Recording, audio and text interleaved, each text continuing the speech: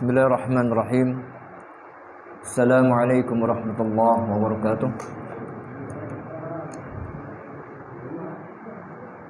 Innal hamdalillah nahmaduhu wa nasta'inuhu wa nastaghfiruh wa na'udzu billahi min shururi anfusina wa min sayyiati a'malina. Man yahdihillahu fala mudilla lahu wa man yudlil fala hadiya lahu. Asyhadu an la ilaha illallah wahdahu la syarika lah wa asyhadu anna Muhammadan abduhu wa rasuluh. Ya ayyuhalladzina amanu taqullaha haqqa tuqatih wa la tamutunna illa wa antum muslimun. Amma ba'd, fa inna asdaqal hadits kitabullah khairal hadi hadi Muhammadin sallallahu alaihi wasallam wa syarrul umuri muhdatsatuha wa kullu muhdatsatin bid'ah wa kullu bid'atin dhalalah wa kullu dhalalatin finnar. Ma'asyiral muslimin, a'azani Allah wa iyyakum. Insyaallah pada kesempatan malam hari ini kita akan melanjutkan kajian kitab kita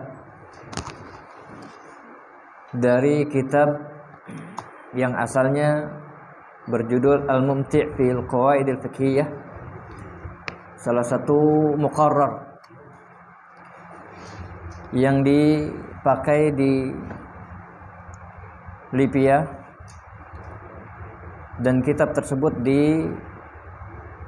diringkas oleh Syekh Amir Bahjat rahimallah, dan saya terjemahkan ke dalam bahasa Indonesia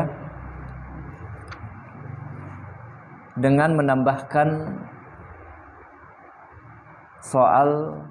soal latihan yang terkait dengan kaidah yang kita bahas. Kita masih pada kaidah yang kedua dari kaidah fiqhiyah yang berbunyi al-yaqin la yazulu bisyak, di mana suatu keyakinan tidak bisa dihilangkan dengan keraguan. Keyakinan di sini apakah keyakinan telah melakukan sesuatu atau keyakinan belum melakukan sesuatu. Maka itu semua tidak bisa dibatalkan dengan sebab keraguan, sampai ada dalil yang jelas, keterangan yang jelas bahwasanya keyakinan tersebut batal. Kalau tidak ada keterangan dan hanya berupa keraguan saja, maka keraguan ini tidak bisa membatalkan keyakinan. Dan hal ini sebagaimana yang diarahkan kepada Nabi kita Muhammad oleh Nabi kita Muhammad sallallahu alaihi wasallam, di mana beliau mengarahkan kepada orang yang ragu-ragu, syak di dalam salatnya, apakah dia kentut atau tidak. Maka Nabi sallallahu alaihi wasallam mengarahkan agar orang tersebut tidak membatalkan salatnya sampai dia betul-betul yakin apakah sudah keluar angin darinya sehingga dia dapat mencium baunya, ataukah dia mendengar suara yang keluar dari duburnya. Kalau misalkan tidak ada qarinah dan keterangan seperti yang Nabi sallallahu alaihi wasallam arahkan tadi, maka tidak boleh baginya untuk membatalkan salatnya hanya sebab keraguan yang ada pada dirinya. Dan ini juga tercabang kepada perkara-perkara yang lain. Setiap sesuatu yang dia sudah yakin melakukan sesuatu, kemudian datang kepadanya keraguan apakah dia sudah batal atau sesuatu yang diamalkannya tersebut sudah batal atau belum. Maka dalam hal ini tidak boleh baginya untuk membatalkan apa yang telah dia lakukannya sampai datang keyakinan juga. Maka dari itu disebutkan dalam kaidah yang lain, al-yaqin la yazulu illa biyaqinin. Suatu keyakinan tidak dapat hilang kecuali dengan keyakinan pula. Kalau hanya sebab keraguan, maka hal tersebut tidak dapat membatalkan keyakinan. Lalu bagaimana dengan dhann? Dengan dugaan. Ya, Syekh menyebutkan di sini bahwasanya beramal dengan dhann itu ada dua macamnya. Beramal dengan dugaan yang bisa diamalkan dan beramal dengan dugaan yang tidak bisa diamalkan. Contoh seperti misalkan seseorang yang dia mandi junub. Sebagaimana yang kita ketahui dari apa yang Nabi sallallahu alaihi wasallam arahkan pada kita tentang mandi junub, di mana Nabi sallallahu alaihi wasallam sebelum menyiramkan badan beliau alaihi salatu wassalam pada mandi junubnya, beliau membasahkan rambutnya terlebih dahulu. Ya, membasahkan rambutnya terlebih dahulu. Maka dalam hal ini yang dilakukan oleh orang yang melakukan seperti apa yang Nabi sallallahu alaihi wasallam lakukan tersebut adalah dengan menggunakan dugaan kuatnya. Ya, dia memasukkan air itu sampai ke dasar rambut. Ya, sampai ke dasar rambut. Ya. Ya. Kemudian setelah itu dia menggunakan dugaan yang kuatnya dengan menggunakan dhannya. Maka dalam hal ini mengamalkan dhann dalam situasi seperti itu dibolehkan. Ya, sampai dugaan kuatnya ya menyatakannya bahwasanya dia telah menyiramkan seluruh kepalanya. Ya, dia memasukkan air itu ke kepalanya sampai membasuhi kulit kepalanya. Maka dalam hal ini jikalau dia menggunakan dugaan, maka yang demikian itu dibenarkan. Ya, maka yang demikian itu dibenarkan. Kemudian di sana ada dugaan yang tidak bisa diamalkan. Seperti misalkan seseorang yang dia mentalak istrinya. Kemudian setelah itu datang atau talaknya tersebut disaksikan oleh dua orang saksi misalkan. Ya. Dan dua orang saksi ini menyatakan bahwasanya si fulan itu telah mentalak istrinya sebanyak 3 kali. Sedangkan si fulan yang mentalak istrinya tidak merasa bahwasanya dia telah mentalak istrinya 3 kali. Maka dalam hal ini yang diambil adalah ucapan si fulan. Ucapan si fulan. Kenapa? Karena si fulan ini adalah pelakunya. Dan pelaku lebih yakin daripada selainnya. Maka dugaan dari saksi yang menyatakan bahwa si fulan itu telah mentalak istrinya sebanyak 3 kali, ini tertolak. Ya, tertolak. Jadi ini diantara amalia yang disebutkan oleh para ulama terkait dengan masalah beramal dengan dugaan atau dhann. Jadi masalah dhann ini ada dhann yang bisa dipergunakan, diamalkan, dan ada dhann yang tidak bisa diamalkan. Dan sebagaimana yang telah kita bahas pada pertemuan sebelumnya bahwa dhann di sini tidak mutlak mazmum. tidak mutlak tercela. Ya, karena Allah Subhanahu wa taala menyebutkan bahwa dzan itu terbagi menjadi dua. Sebagaimana yang Allah Subhanahu wa taala sebutkan, inna ba'dha dzanni itsmun. Ya, sesungguhnya sebagian dari dzan, dari dugaan, dari prasangka itu ada yang mengandung dosa. Nah, ini menunjukkan bahwasanya tidak semua dzan ini tercela. Di sana ada dzan yang mahmud, ada dzan yang terpuji. Ya, di antara adalah dzan yang dapat membantu terselenggaranya syariat. Ya, dzan yang dapat membantu terselenggaranya syariat. Ya, sebagaimana yang disebutkan oleh Al-Imam Al-Juwaini di dalam kitab Al-Waraqatnya,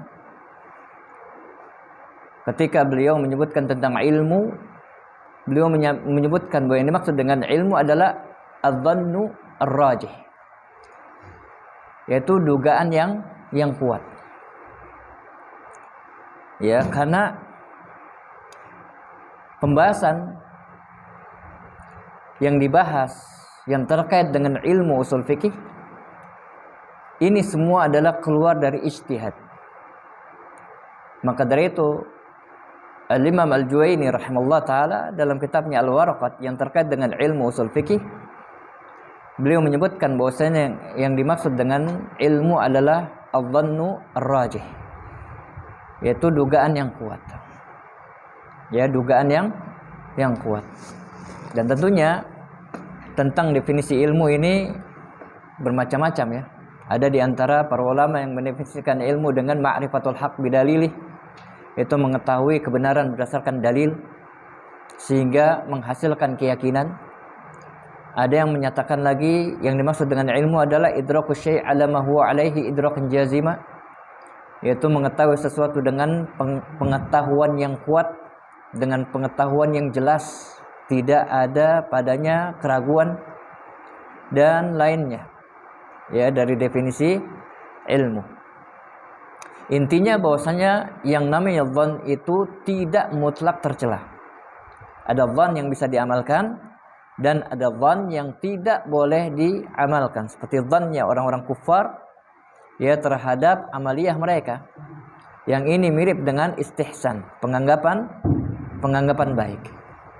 Ya, sedangkan Al-Imam Syafi'i rahimahullah taala menyebutkan tentang istihsan. Kata beliau, man istahsana syai'an faqad syuri'a. Barang siapa yang dia menganggap baik sesuatu, maka dia telah membuat syariat. Ya, maka dia telah membuat syariat. Nah, ini yang terkait dengan kaidah pokok atau kaidah kubra yang kedua yang berbunyi al-yaqin la yazulu bisyak. Nah, kemudian untuk kaidah ini ada cabangnya. Ya, kaidah ini ada cabangnya.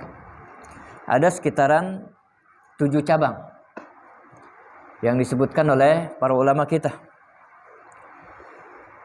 Apa sajakah? Yang pertama yaitu kaidah yang berbunyi al-aslu baqa makana ala makan. Ya, al-aslu baqa makana ala makan, yaitu hukum asal sesuatu itu tetap pada kondisinya. Ya, pada dasarnya hukum asal sesuatu itu tetap pada kondisinya. Contohnya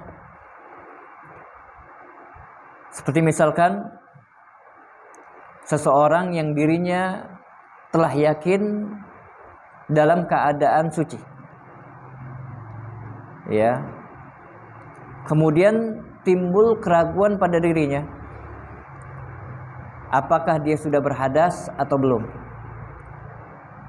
Maka dalam hal ini yang harus dia lakukan adalah dia menetapkan bahwa dirinya masih dalam keadaan suci. Kenapa? Al-aslu baqa makana ala makan. Hukum asalnya tetap. pada kondisinya semula. Ya, jadi seseorang itu dia tidak boleh menghilangkan keyakinannya dengan sebab keraguan. Ya, dengan sebab keraguan. Begitu juga dengan seseorang yang dia berpuasa, lalu dia makan di akhir malam, kemudian timbul keraguan pada dirinya, apakah matahari sudah terbit atau belum? Fajar itu sudah terbit atau belum? Ya, maka dalam hal ini dia harus mengambil langkah bahwasanya dia menetapkan bahwasanya puasanya masih dianggap sah. Ya, yang harus dilakukan adalah dia menetapkan bahwasanya keadaannya masih dalam keadaan belum terbit fajar. Ya, kenapa? Li'anna baqa'al lail huwal asl. Karena tetapnya malam itu adalah hukum asalnya. Wal aslu baqa' makana ala makan. Sedangkan pada dasarnya hukum segala sesuatu itu tetap pada kondisinya. Ya, tetap pada kondisinya. Ini cabang kaidah yang pertama. Kemudian cabang kaidah yang kedua dari kaidah al-yakin la yazulu bisyak, yaitu kaidah yang berbunyi al-aslu bara'atu dhimmah. Al-aslu bara'atu dhimmah, yaitu pada dasarnya hukum asal seseorang itu bebas dari tanggungan. Jadi kita tidak boleh menetapkan bahwasanya seseorang itu menanggung sesuatu ya sampai datang bukti bahwasanya orang tersebut memang menanggung sesuatu tersebut. Karena dalam hal ini Nabi sallallahu alaihi wasallam menyatakan al-bayyinah 'alal mudda'i, yaitu bukti bagi yang menuduh. Ya, bukti bagi yang menuduh. Wal halaf 'ala man 'ala mudda' alaih. Ya, sedangkan yang dituduh dia dituntut untuk apa? Melakukan sumpah. Jadi bagi orang yang menuduh seseorang dia menanggung sesuatu, kemudian dia tidak bisa mendatangkan bukti, maka dalam hal ini tuduhannya tertolak. Ya, tuduhannya tertolak sampai orang tersebut mendatangkan bukti, dapat mendatangkan bukti. Kenapa? Karena kaidah mengatakan al-aslu bara'atu dhimmah. Hukum asalnya seseorang itu bebas dari tanggungan. Hukum asalnya seseorang itu bebas dari tanggungan, dari menanggung sesuatu. Ya.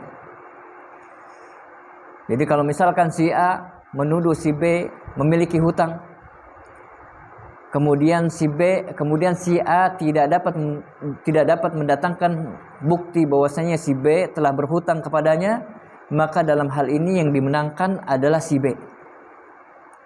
Ya, dalam hal ini yang dimenangkan adalah si B. Kenapa? Karena hukum asalnya seseorang itu tidak menanggung sesuatu. Ya, kalau misalkan si A menuduh si B mempunyai hutang, harus dan wajib bagi si A untuk mendatangkan bukti. Karena Nabi SAW mengatakan al-bayyinah 'alal mudda'i. Bukti bagi orang yang menuduh. Ya, dan bagi hakim ya harus meminta kepada orang yang menuduh itu buktinya.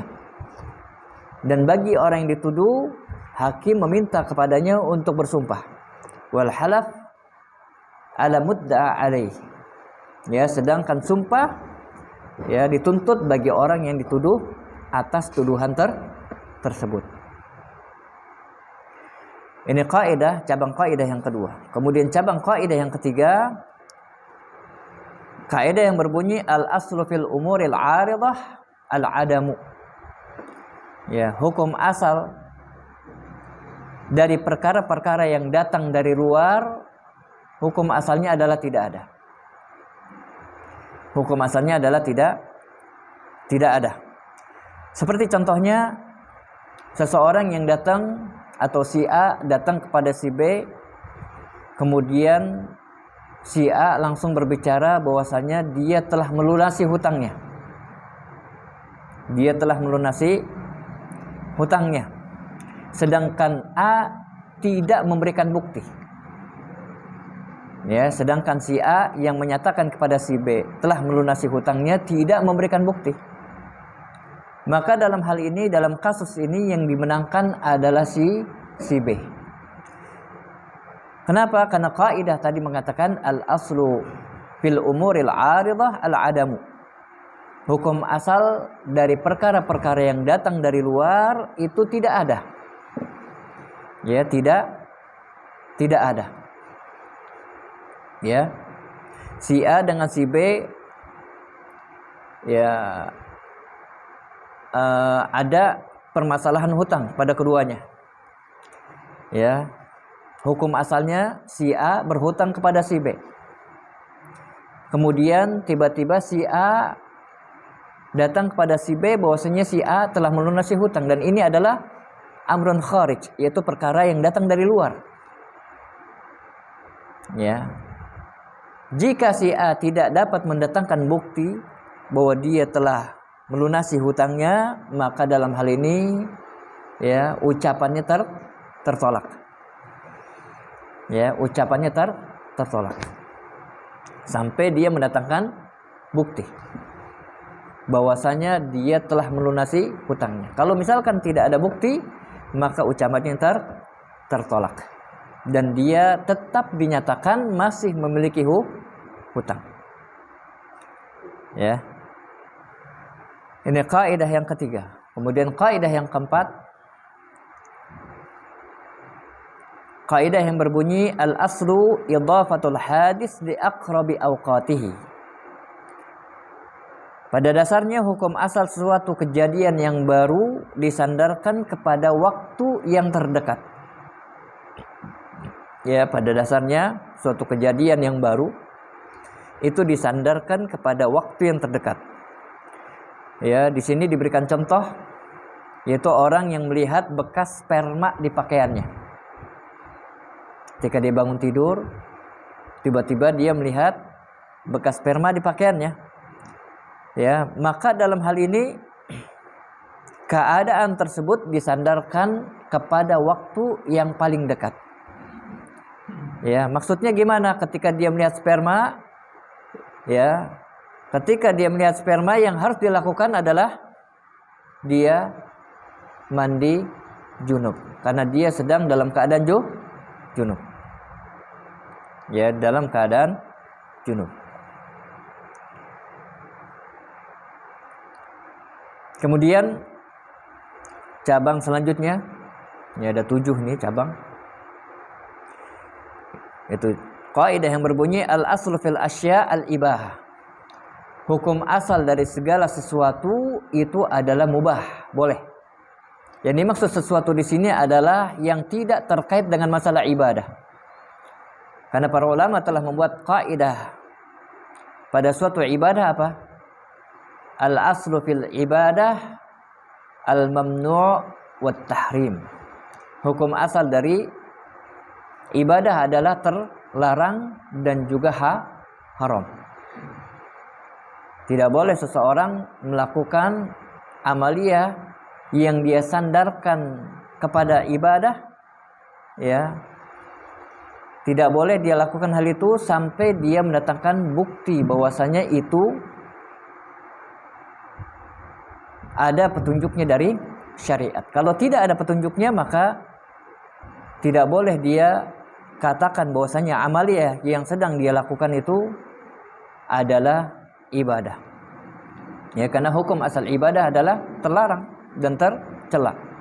Terlarang dan maksudnya hukum asal ibadah adalah terlarang dan haram. Ini hukum asal ibadah. Berbeda dengan hukum asal muamalah yang selain ibadah. Ya, hukum asal ibadah, hukum asal segala sesuatu adalah mubah. Hal ini berdasarkan apa yang Allah Subhanahu wa taala jelaskan di dalam Al-Qur'an. Kata Allah Subhanahu wa taala, huwallazi khalaqalakum ma fil ardi jami'a. Dialah Allah Subhanahu wa taala yang telah menciptakan untuk kalian di muka bumi ini seluruhnya. Maka atas dasar ini para ulama membuat kaidah yang berbunyi al-aslu fil asya al-ibah. Hukum asal segala sesuatu adalah boleh.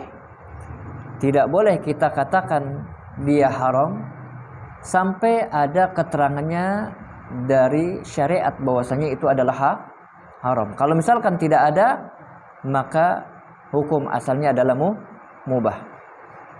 Ya, hukum asalnya adalah mubah. Dan contohnya di sini adalah perkara-perkara baru dalam urusan dunia. Ya, perkara-perkara baru dalam urusan dunia. Kemudian kaidah selanjutnya yaitu kaidah yang berbunyi al-aslu fil abda'i wal luhumi wa malil ma'sumi wa nafsihi at-tahrim. Ya, hukum asal dari kemaluan, daging, harta yang terjaga dan jiwa adalah haram. Ya, hukum asal dari kemaluan, daging, harta yang terjaga dan jiwa adalah haram. Ya, maksudnya gimana? Ya ini maksud dengan kemaluan adalah tidak boleh seseorang menghalalkan kemaluan orang lain sampai ada bukti bahwasanya dia telah menghalalkannya. Kalau misalkan dia tidak dapat mendatangkan bukti, maka penghalalan dia terhadap kemaluan orang lain ini tertolak. Buktinya apa? Buktinya adalah adanya pernikahan. Ya, buktinya ada pernikahan. Kalau tidak ada bukti bahwasanya si A telah menikahi si fulanah, maka dalam hal ini ya penghalalan dia terhadap si fulanah ini tertolak. Ya, karena hukum asal dari abda, hukum asal dari kemaluan adalah haram. Begitu juga dengan hukum asal dari daging. Seseorang menemukan daging. Ya, seseorang menemukan daging. Maka dalam hal ini dia tidak boleh memakannya sampai jelas baginya bahwasanya daging itu disembelih dengan cara yang benar dan itu bukan bangkai. Ya, dan itu bukan bangkai. Nah, begitu juga dengan harta. Ya, tidak boleh bagi seseorang dia memiliki harta orang lain sampai jelas baginya bahwasanya orang lain tersebut telah mengizinkan untuknya memiliki barang tersebut. Kalau misalkan tidak ada bukti bahwasanya si pemilik harta itu memberikan kepada si fulan tersebut harta, maka dalam hal ini si fulan tidak boleh memiliki harta si pemilik tadi. Ya, sampai jelas baginya bukti bahwasanya si pemilik harta telah memberikan hartanya tersebut. Kemudian terkait dengan masalah jiwa. Ya, terkait dengan masalah jiwa, karena hukum asal jiwa itu harus terjaga dan tidak boleh ditumpahkan.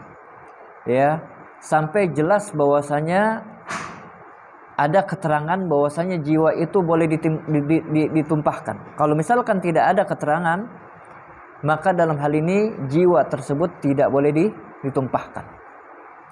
Ya, karena Nabi SAW mengatakan la yahillu damu mri'in muslim illa min salas. Ya, tidak halal dalam seorang muslim kecuali dari 3 perkara.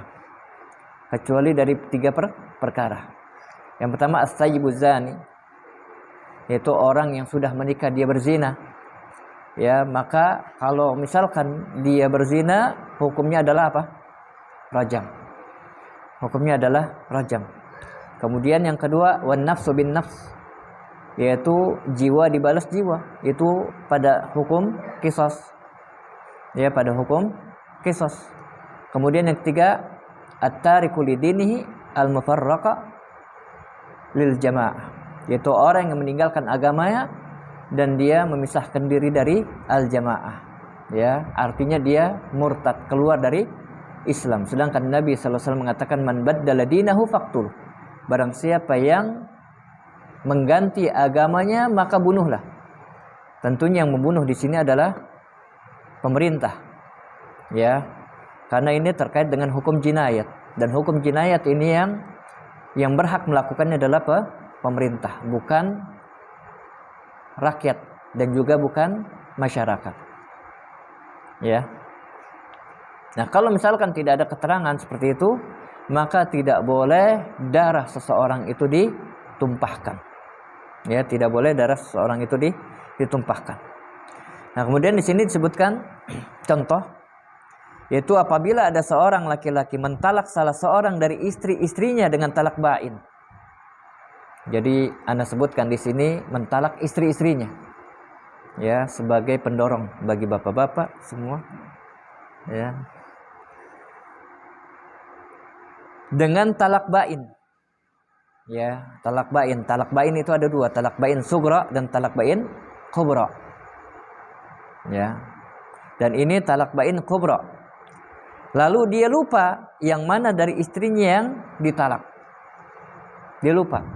Ada 4 istrinya, kemudian ditalak salah satunya, kemudian setelah itu dia lupa yang mana tadi yang ditalak. Ya, maka untuk kasus ini tidak boleh baginya menjima istri-istrinya sampai jelas perkaranya. Sampai jelas perkaranya. Kenapa?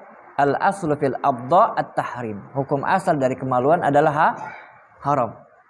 Ya, sedangkan kalau seseorang sudah mentalak istrinya dengan talak bain, yang harus hakim lakukan adalah memisahkannya. Dan keduanya tidak boleh menikah lagi sampai keduanya menikah dengan yang lainnya. Ya, berbeda dengan talak raj'i. Kalau talak raj'i, ya, maka si fulan dengan fulanah itu masih bisa rujuk kembali dan bisa menikah kembali. Adapun kalau dia sudah talak bain, maka tidak boleh baginya untuk menikah kembali sampai keduanya menikah dengan yang lainnya. Kemudian yang terakhir, kaidah yang berbunyi la ibrata bi dhannil bayyin khata'uh. La ibrata bi dhannil bayyin khata'uh. Yaitu suatu persangkaan yang jelas kekeliruannya tidak bisa dijadikan sandaran.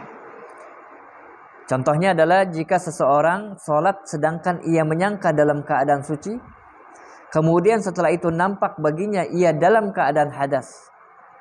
Ya, sebagaimana yang pernah terjadi pada Nabi sallallahu alaihi wasallam. Suatu ketika Nabi sallallahu alaihi wasallam mengimami sholat subuh dan beliau sudah bertakbir, kemudian setelah itu beliau ingat bahwasanya beliau belum mandi junub. Kemudian Nabi SAW memerintahkan pada jamaah untuk menunggu dan tidak bubar. Ya, menunggu. Kemudian beliau keluar dari saf. Ya, setelah itu beliau mandi dan setelah mandi beliau datang kembali. Ya, balik lagi kemudian melanjutkan sholat subuh berjamaah. Ya. Jadi kalau misalkan seseorang dia sudah sholat dalam keadaan dan dia menyangka bahwa dia dalam keadaan suci, kemudian tampak baginya bahwa sangkaannya itu salah, sangkaannya itu keliru, ya, maka dalam keadaan seperti itu dia harus membatalkan sholatnya.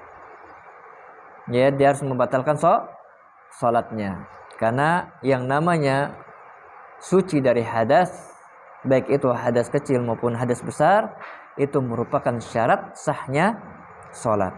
Ya, merupakan syarat sahnya sholat. Nah, ini diantara cabang dari kaidah al-yakin la yazulu bisyak. Ya, semoga bisa dipahami dari cabang-cabang ini. Dan kemudian kita akan mencoba dengan prakteknya. Jadi ana sebutkan di sini kasus-kasusnya. Kemudian setelah itu antum tentukan pilihan. Di situ sudah ana jelaskan, sudah ana buat kolom-kolom. Ya, ada kolom kaidah yang berbunyi al-aslu baqa ma kana ala makan. Kemudian juga ada kolom yang berbunyi, yaitu kaidah yang berbunyi al-aslu bara'atu zimmah, dan seterusnya. Dari cabang-cabang kaidah yang tadi telah kita pelajari. Baik. Kita baca contoh kasus. Ya, contoh kasus yang pertama. Ada binatang yang belum jelas dalil keharamannya. Ada binatang yang belum jelas dalil keharamannya. Maka hukumnya boleh dimakan berdasarkan kaidah yang berbunyi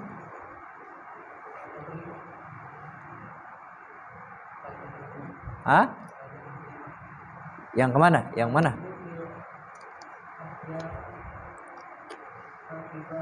Taib. Al-aslu fil asya al-ibahah. Sahih. Ya. Hal ini berdasarkan kaidah yang berbunyi al-aslu fil asya al-ibahah. Karena yang namanya binatang ini masuk ke dalam asya. Masuk ke dalam al-asya, segala sesuatu. Tidak terkait dengan masalah ibadah. Sedangkan kaidah mengatakan al-aslu fil asya al-ibahah. Sampai jelas datang kepadanya dalil yang mengharamkan binatang tersebut. Kalau misalkan tidak ada dalil yang pasti, yang jelas bahwasanya binatang itu telah diharamkan oleh syariat, maka dalam hal ini hukumnya kembali kepada hukum asalnya, yaitu apa? Boleh. Ya, hukum asalnya adalah boleh. Taib. Kemudian kasus yang kedua. Apabila ada penjual dan pembeli berselisih soal cacat yang ada pada suatu barang setelah transaksi berlangsung, maka yang dibenangkan adalah klaim si penjual selama belum ada bukti bahwa cacat itu terjadi sebelum transaksi. Karena hukum asalnya adalah tidak cacat. Hal ini berdasarkan kaidah yang berbunyi A. Al-aslu baqa ma kana ala makan. B. Al-aslu bara'atu zimmah. Pada dasarnya hukum asal seseorang itu bebas dari tanggungan. Kemudian yang ketiga, al-aslu fil umuril 'aridah al-adam. Hukum asal dari perkara-perkara yang datang dari luar itu tidak ada. Kemudian yang keempat, al-aslu fil asya al-ibahah. Ya, hukum asal dari segala sesuatu itu boleh. Atau al-aslu idhafatul hadis li aqrabi awqatihi, yaitu hukum asalnya menyandarkan perkara yang baru itu pada waktu yang terdekat. Atau al-aslu fil abda' wal luhum wa malil ma'sum wan nafs at-tahrim. Atau la ibrata bidzanni al-bayyin khata'u. Mana kira-kira? Yang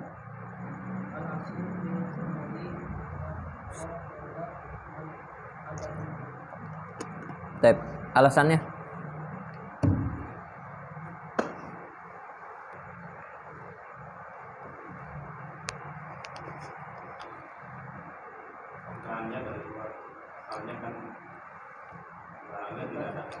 Baik. Nah, si A menyatakan setelah terjadi transaksi dan mobil itu dibawa, kemudian setelah itu dia datang kembali kepada si penjual dan menyatakan bahwasanya mobilnya cacat ternyata. Sedangkan ketika transaksi itu terjadi tidak ada cacat. Ya, tidak ada cacat sebagaimana yang dijelaskan di sini, karena hukum asalnya adalah tidak cacat. Berarti klaim bahwasanya mobil itu cacat ini adalah sesuatu yang datang dari luar. Sedangkan kaidah mengatakan al-aslu fil umuril 'aridah al-adam. Ya, hukum asal dari perkara-perkara yang datang dari luar itu tidak ada. Ya, kecuali kalau kedua orang tersebut antara pembeli dan penjual ya sudah melakukan khiyar. Ya, khiyar syarat misalkan. Ya, khiyar syarat, saya membeli kitab dan sekarang ini kitab ini rata-rata dibungkus. Ya, di plastik. Ya, kita sangat sulit untuk melihat dalamnya. Maka dalam hal ini ya kita boleh khiyar syarat terhadap penjualnya. Ya, kalau misalkan saya mendapati apa yang ada di dalamnya ini cacat, robek, maka saya minta untuk diganti. Ya, kata si penjual, silahkan. Ya, silahkan. Dan dia tidak buka barang itu di situ. Dia langsung bawa pulang karena mungkin dia buru-buru dan seterusnya. Kemudian setelah itu, setelah sampai di rumah, dia buka plastiknya, dia buka bungkusnya. Kemudian setelah itu dia dapati cacatnya, maka dalam hal ini dibolehkan bagi si pembeli itu untuk mengklaim bahwasanya barangnya cacat. Karena apa? Karena sebelumnya sudah terjadi khiyar syarat di antara mereka. Paham sampai sini ya? Kecuali kalau yang tidak terjadi khiyar syarat seperti ini kasusnya. Ya, setelah terjadi transaksi keduanya dan si A sudah melihat kondisi mobilnya dan si B sudah menerangkan ya dengan sejelas-jelasnya. Ya, karena bagi si penjual wajib baginya untuk menerangkan cacatnya jikalau misalkan di dalam barang tersebut atau pada barang tersebut terdapat cacat.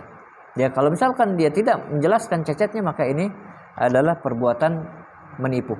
Dan sedangkan Nabi SAW mengatakan, man ghasyana falaysa minna. Barang siapa yang menipu kami, maka dia bukan bagian dari kami. Nah, tadi disyaratkan dengan ada khiyar. Nah, kalau tanpa akad itu tapi dia mendapatkan bukti bahwa kamunya tadi ada cacat. Iya, boleh. Ini klaim ini kan sebagaimana tadi ya, si A dia mengklaim bahwasanya barangnya cacat dan dia bisa mendatangkan bukti. Ya, dia tidak, walaupun tanpa akad khiyar tadi. Ya, walaupun tanpa akad khiyar tadi. Ya, asalkan si A ya, si pembeli yang mengklaim cacat tadi dia dapat memberikan bukti. Kalau misalkan dia tidak bisa memberikan bukti, maka hukum asalnya adalah tidak cacat. Ya. Baik. Kemudian nomor yang 3. Ada seseorang berwudu di sumur. Setelah beberapa hari kemudian, ia menemukan ada bangkai di sumur tersebut. Maka dalam hal ini ia tidak wajib mengqadha salatnya, kecuali jika ia meyakini ketika ia berwudu air sumur tersebut telah najis. Karena kaidah mengatakan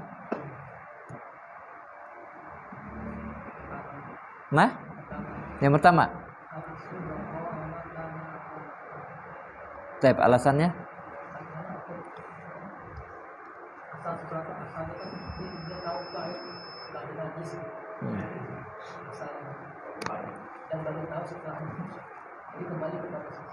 Pada hukum asalnya. Baik, ada pandangan yang lain? Yang keempat apa? Pada dasarnya hukum asal sesuatu kejadian disandarkan yang baru disandarkan pada waktu yang sama. Nah, baik. Al-aslu idhafatul hadis li aqrabi awqatihi. Sedangkan dia sudah berwudu beberapa hari kemudian dia mau berwudu, ya ternyata dia mendapati tikus di situ mati bangkai. Maka dalam hal ini kaidah yang dia pakai apa? Al-aslu idhafatul hadis li aqrabi awqatihi. Ya, hukum asalnya ya menyandarkan sesuatu kejadian yang baru karena dia baru melihat nih. Ya, pada waktu yang terdekat. Ya, sehingga apa yang telah lalu, ya air yang telah dia pakai untuk berwudu ini tidak mempengaruhi salatnya dan tidak wajib baginya untuk untuk mengqadha salatnya. Ya, jangan sampai dia was-was, wah kemarin gimana nih, gitu kan, ternyata ada bangkai nih. Ya, maka kita pakai kaidah ini. Al-aslu idhafatul hadis li aqrabi awqatihi. Ya, untuk apa? Untuk menghilangkan syak, untuk menghilangkan keraguan seperti itu. Nah, sudah masuk ya.